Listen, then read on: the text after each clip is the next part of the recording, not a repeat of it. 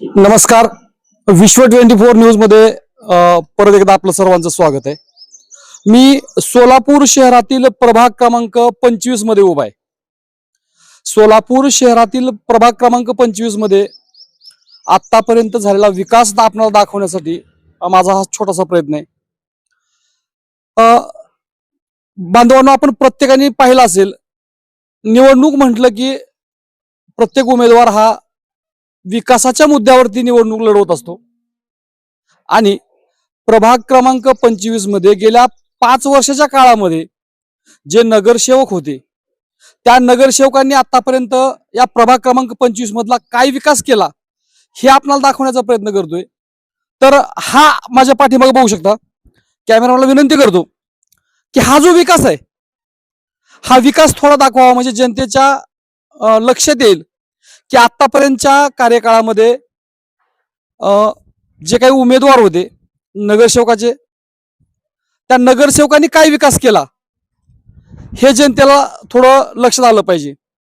जर लोकवस्तीमध्ये अशा प्रकारे दुर्गंधीयुक्त पाणी, घाण पाणी जर नागरिकांच्या वस्तीमधून वाहत असेल तर खऱ्या अर्थानं नागरिकांच्या जीवाला धोका निर्माण या नगरसेवकामुळे होतोय का, हा एक प्रश्न आहे.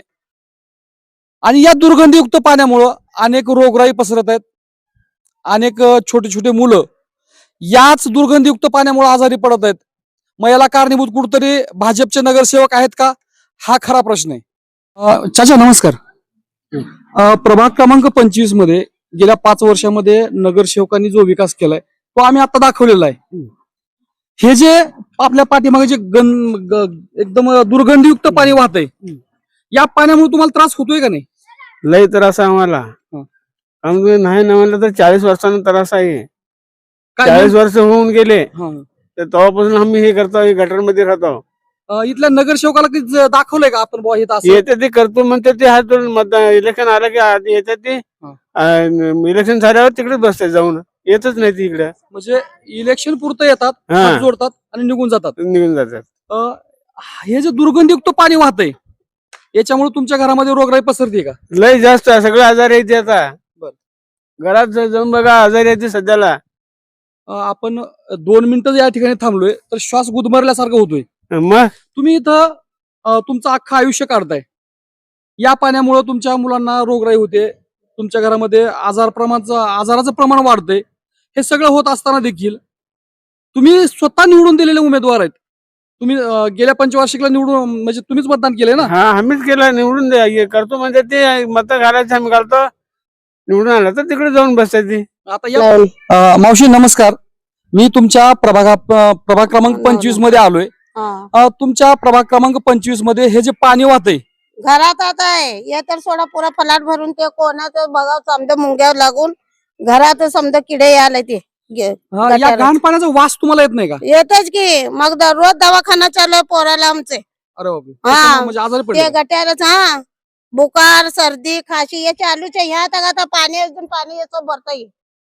आपका मगर को कम दिख रहा तुम्हारे को. गेल्या 5 वर्षामध्ये जे नगरसेवक तुम्ही निवडून दिलेत, आया नहीं तूने अभी तक यहाँ एक बार तो आया कर को नहीं दिखा दे, खाली आग देखन दे मेरे को यहाँ. कोण आहेत माहिती आहे तुम्हाला? को माहितच नाही की हे माणूस आहे म्हणून. म्हणजे नगरसेवक कोण आहेत हेच माहिती नाही. माहितच नाही.